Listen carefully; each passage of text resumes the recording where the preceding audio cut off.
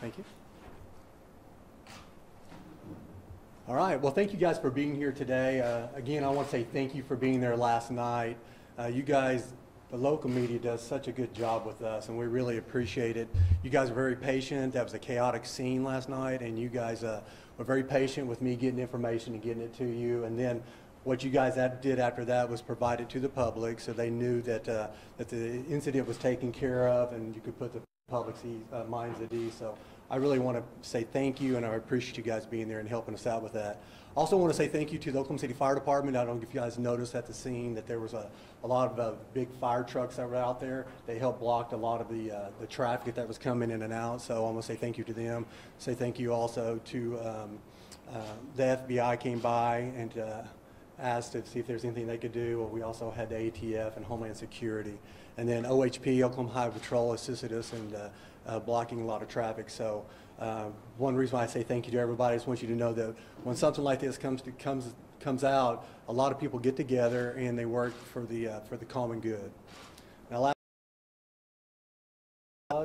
this morning we do have the name of the suspect, and his name is going to be, his last name is, depending on how you want to spell it, is either, or pronounce it, it's either Tillman or Tigman. It's spelled Tilghman. His first name is Alexander, middle initial is C. He is a white male, 28 years of age. Again, he was shot and killed at the scene. He was shot by 2 individuals last night. All the information I had was only 1 individual, 1 citizen had shot, but evidently there was 2 individuals that got firearms and shot the suspect. They were not carrying their firearms on them. The firearms were in the trunk of their vehicles. When they saw this incident breaking out, they were able to go to their vehicles and gather their firearms. They were able to shoot the suspect and put it into a very dangerous situation. Good news we have is that the 3 individuals that were shot, it looks like they're all in good condition, so that's a positive note. And then also the individual that got a broken arm, it looks like he's doing well also. If you guys have any other questions? Do you consider the 2 men who shot the suspect to be heroes? I consider them as 2 people that stopped an incident that was very tragic. I mean, you know, you can say they're heroes, and which is a very good thing to say, but I think they stopped an incident that was very, very bad, and we had no idea what he was going to do after he left the Louie restaurant. So, you know, heroes is a great terminology. I just say there are 2 people that stopped a very tragic situation from going any further. Can you clarify the 3 injuries on the people that were shot? The nature of it? No, I mean, I know that there was people got shot in the arm, 1 in the stomach area, and the abdomen area, and then in the wrist area. So. What about the 3rd one? I know last night you originally got 2. Maybe there's a 3rd person. What's the 3rd person's injuries? Same thing. I think it was it's an arm. Were either of the 2 civilian shooters licensed to have a concealed carry? And do you know if they knew each other, or they just randomly each got a weapon? They were not together. They arrived separately, so they were not. They did not know each other. As far as being carry concealed, in this matter, or in this incident, it really doesn't matter, since they were not carrying at the time they went back to their vehicle to obtain their firearms. Have you had suspicions about or concerns about the suspect before? No, we have nothing in our computer system that shows that we had any recent contact. The last contact we had with him was 2003. Have you talked to his family? I believe there were some detectives that spoke with his mother last night, but those reports I have not seen. Does it appear that the suspect was targeting anybody, or that this? It's one at a time, sir. Does it appear that the suspect was targeting anybody, or that this was random? From when you look at this investigation, or if you look from all the evidence that we have at this point, it doesn't look like he knew anybody at the restaurant. He didn't work at the restaurant, and he actually was shooting from the outside of the door into the restaurant. So it looks like, to me, it'd be a random event. This is an ongoing investigation that could change. So it started outside? He was at the front door. So. Captain, did they have the detectives searched his home, and what other kind of background information do you have on him? They're continuing to do a lot of searching and to find out his history, exactly what all, where he works, and maybe what he was doing that day. But yes, they did go to his. I believe he might have an apartment, and they searched it. So What they found at this point, I do not know. And he drove there? Excuse me? He drove there? There was a vehicle that was that checked back to him in the parking lot. How difficult is it how difficult is it to prevent things like this when someone isn't really on the radar of law enforcement? It's extremely difficult. It's just like going outside. If you're walking outside and somebody decides to come up behind you and hit you on the head, you didn't know that was going to happen. So there's no way that you would know unless you had a lot of criminal intelligence information on them. And at this point, from everything that I've been told and what I found, there wasn't any information on him. Just for clarification, was he actually... Hold on, there's the lady in the red, I'm sorry. How bad could this have been if he had gone inside? Oh God, it could really been bad.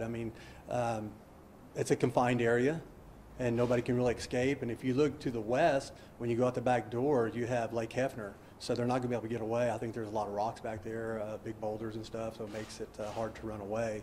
So it could have been really tragic. Again, we're very blessed that only 3 people, were just shot and didn't lose their lives.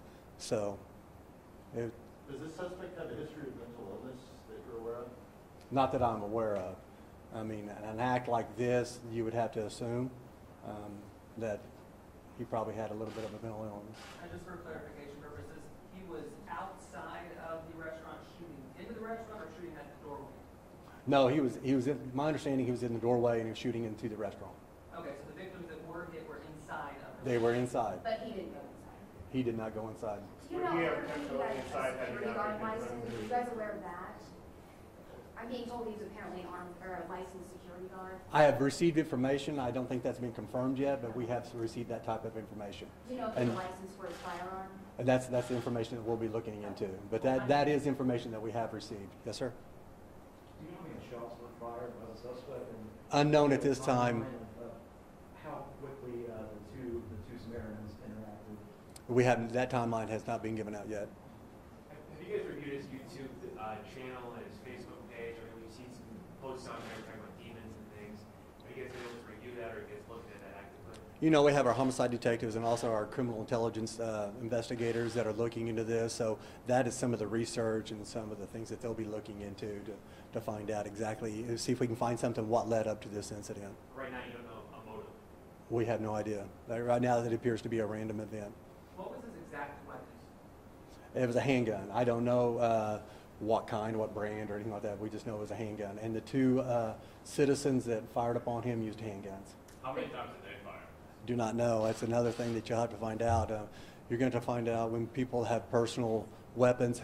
You're going to have to ask them how many rounds do they load their magazine with, and how many times they think they shot. And that was an outdoor scene, so now you're going to have to look around outside to count how many shell casings were out there. So it takes quite a while. It's very painstaking. Did you find any more ammunition or guns in his car or apartment? Not that I know of. And what about, were the 2 citizens, they were well within their legal rights to fire upon him? They were protecting somebody else's life, so yes, they were.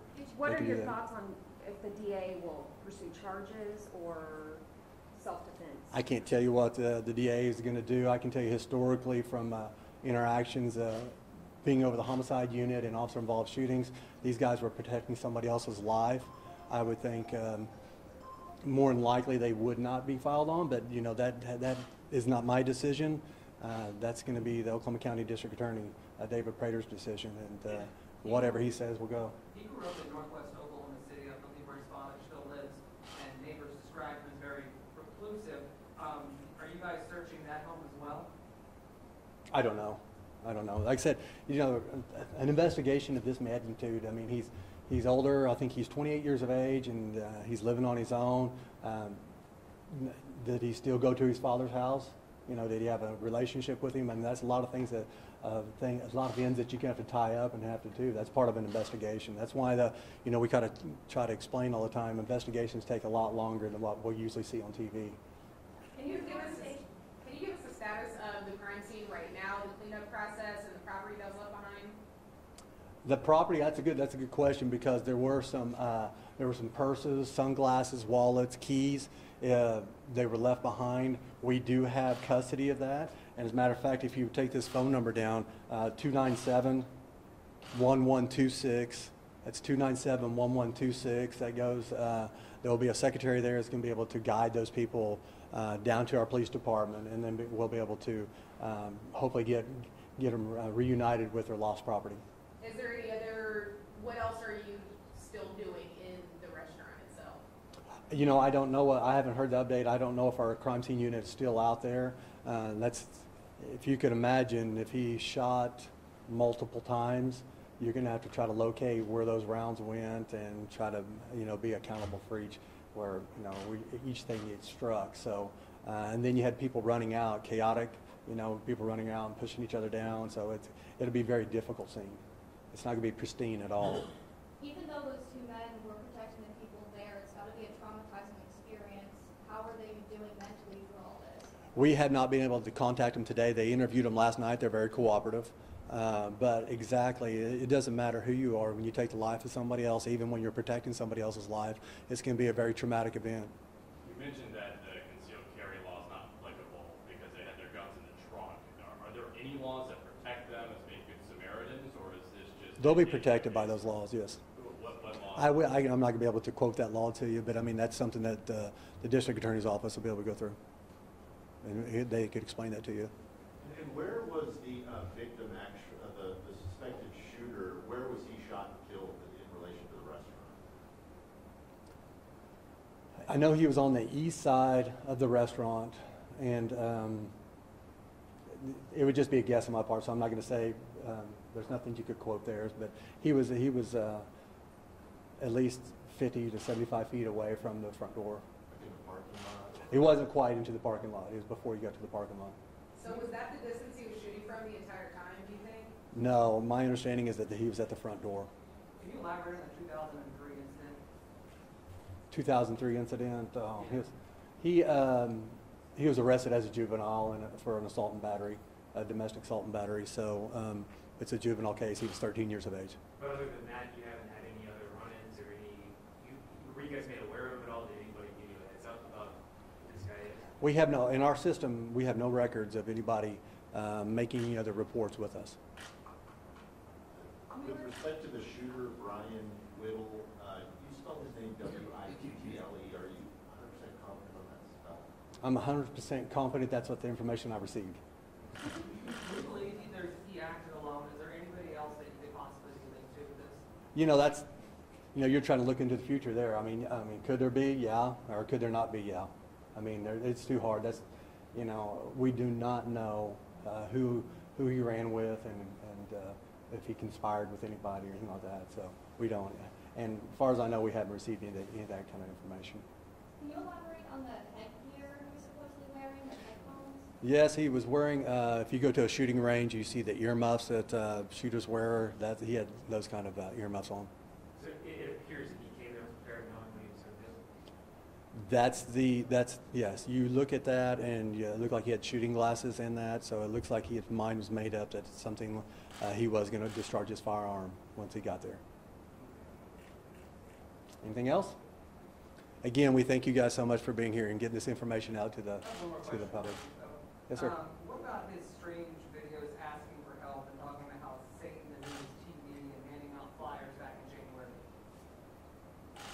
That's part of the follow-up investigation to look into it. You know, because somebody might have a mental illness doesn't mean they go to jail. I mean, we know that.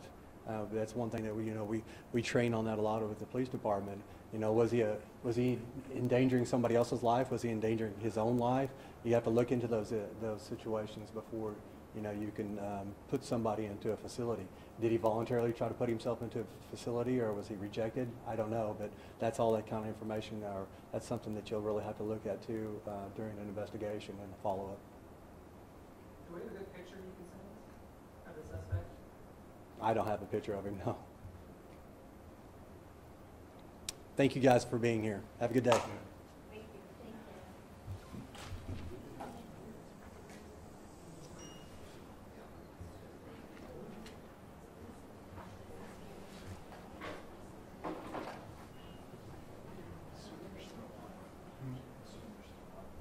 Yeah.